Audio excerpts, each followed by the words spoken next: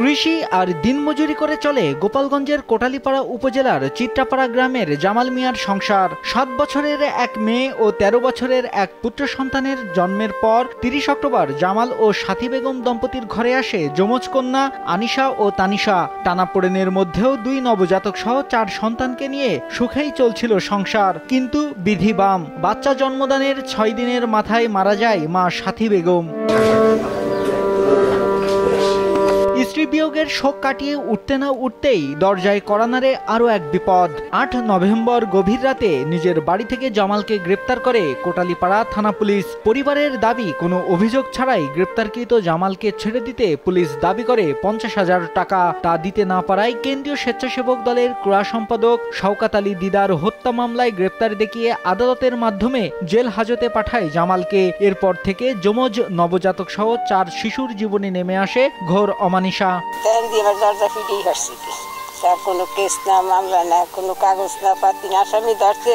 আজ তো আমি দেখিনি যে ওসি বাড়িতে পাঠাইছি, সে ওসি শেফ নিজে এসছে। আজকে আমার দরজা ভাঙচুর করে দরজা ফিটেই ভাঙবে। উনি তো রাজনীতি করতো না, উনি কোনো রাজনীতিতে কোনো জড়িত ছিল না। আমাকেও বলে নাই যে আমি রাজনীতি করি, তোরা আমাদের সাথে তোমরা লও কি, এরকম তো আমাকে কোনোদিন বলেও নাই আর আমরা শুনিও নাই। হঠাৎ একদিন পুলিশ এসে আমাদের বাসায় রাতে আসার পর বলে, জামাল মিয়া দরজা খোলো। দরজা খোলার পর জিজ্ঞাসা করতেছে, তো তুমি আমাদের সাথে থানায় চলো। এরপর আমার কাকা বলছে, কেন থানায় যাবো, কোনো সমস্যা? কয় না, কোনো সমস্যা না, সমস্যা না থাকলে কি আমরা আসি, চলো ওসি একটু দেখা করতে বলছে, দেখা করে তুমি সকালে চলে আসবা। আমার কাকার যদি মনে দোষ থাকতো যে আমি দোষ করছি, তো সেই সময় সেও চলে যেতে পারতো অত রাতে। বিজ্ঞ আদালত তারে জামিন দিছে এবং এটা তার কৃতিত্ব হচ্ছে আমাদের বাংলাদেশের সমস্ত মিডিয়া যাদের ভূমিকায় সত্য ঘটনাটা উদ্ঘাটন হয়েছে।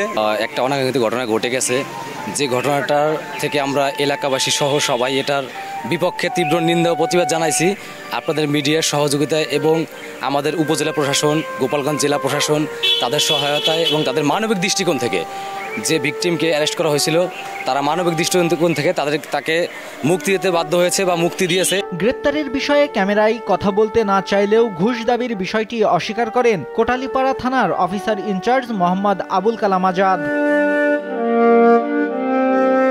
তবে বিষয়টি নিয়ে বিভিন্ন মহলে আলোচনা সমালোচনা হয়। এরপরই তার বিরুদ্ধে কোনো কিছুর প্রমাণ না পাওয়ায় 14 নভেম্বর তাকে জামিন দেয় আদালত। গত শুক্রবার রাত 1টার সময় আমি আমার ঘরে ঘুমানো ছিলাম, আমার ছেলে সাইটে ছিল।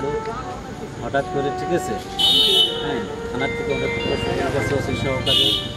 তখন আমার ডাকছে, ডাকার পরে আমার আম্মা দরজা খুলতে পারে না, আমি দরজা খুলছি। খোলার পরে হ্যাঁ আমার একটা কাগজ নিয়ে পাইছি, তাই আপনার থানায় যেতে হবে। বললাম যে কী অপরাধ আমার?